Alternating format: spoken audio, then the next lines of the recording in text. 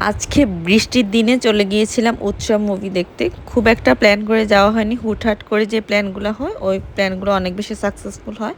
আমরা চলে গিয়েছিলাম বসুন্ধরাতে। বসুন্ধরা যেয়ে হচ্ছে গিয়ে একটা টিকিটই পাইনি উৎসবের। তারপর হচ্ছে গিয়ে গেলাম হচ্ছে গিয়ে আড়ঙে কিছু কেনাকাটা করার জন্য, কিছুই পছন্দ হয়নি। তারপর নেমে গিয়েছি। তারপর সীমান্ত সম্বারে যেয়ে দেখলাম যে উৎসবের টিকিট আছে।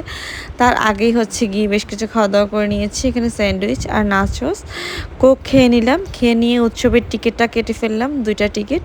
একদমই পিছনে পাইনি, হাউসফুল ছিল সব কিছুই। আর উৎসব দেখা মূলত হচ্ছে গিয়ে জাহিদ হাসানের জন্য। এখানে হচ্ছে গিয়ে জাহিদ হাসান, জয়া হাসান, চঞ্চল চৌধুরী, অপি করিম থেকে শুরু করে সবগুলো সুন্দর সুন্দর সব ক্যারেক্টার ছিল। এজন্যই হচ্ছে গিয়ে উৎসব দেখতে যাওয়া।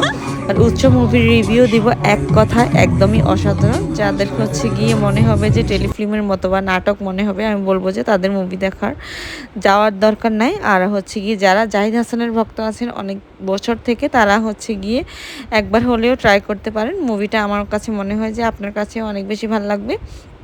আর আজকের মতো এই পর্যন্তই। মুভিতে কিন্তু একটা লেখা ছিল যে পরিবার ছাড়া দেখা নিষেধ। আপনি হচ্ছে গিয়ে যদি পুরো পরিবার নিয়ে আসেন তাহলে অনেক বেশি এনজয় করতে পারবেন। তারপর রিক্সা করে বাসা চলে গিয়েছি। আর রাতের ধানমন্ডি আমার কাছে অনেক বেশি ভাল লাগে।